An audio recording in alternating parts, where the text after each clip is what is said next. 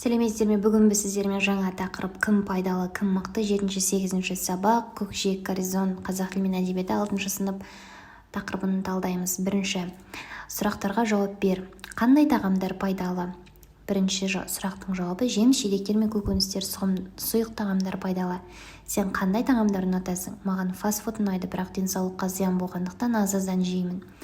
Қандай киімдерің өзіңе ұнайды? Маған классикалық үлгіде киімдер. Бұл ықтимал жауап, сондықтан дәл осылай көшіріп алу міндетті емес. Мүмкін біреулерге спорттық үлгідегі киімдер ұнайтын шығар. Соны жазсаңыздар болады. Сенің аяқ киімің неден жасалатынын білесің бе? Матадан немесе жан-жануарлардың терісінен. Немесе білмеймін деп те жазуға болады.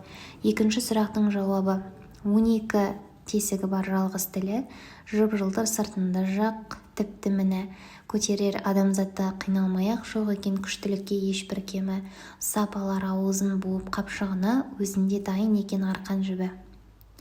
Жауабы бәтеңке. Өйткені бәтеңке адамды көтереді, адамдар оны киеді. Арқан жібі деген ол бәтеңкенің бауы деп атайды. Бәтеңкенің 12 тесігі бар. Бәтеңке өте ыңғайлы. Төртінші тапсырма. Мәтіндегі 5 сөйлемге түрлі нұсқада сұрақ қой. 1.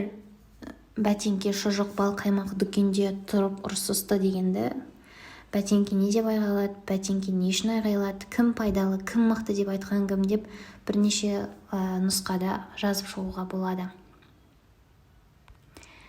Келесі мәтін бойынша сұрақтарға жауап бер. Дүйсенбиевтің бәтеңке шұжық бал қаймақ өлеңі не туралы? Достық туралы, мақтаншақ болмау туралы деп осы 7 сұрақтың жауабы астындағы 7 жауаппен көрсетілген. 6. Бағанадағы сөйлемдер мен сөздерден сөйлем құрау керек. Мысалы, бәтеңке шықты айғайлап, бірақ шықты фермадан, бір бітімге келмеді, айтпай қапсың ішіме, жайлауда жүр малшылар, сен екеуің кімсіңдер? 7. тапсырма. Мәтінді оқып, мәтін мазмұнына қарай ой бөліктерді дұрыс орналастыр, ретін сандармен белгіле. Біріншісі дүкенде ұрсуы, бәтеңке шұжық бал қаймақтың итке кездесуі. Осы реттілікті сақтап жазу керек.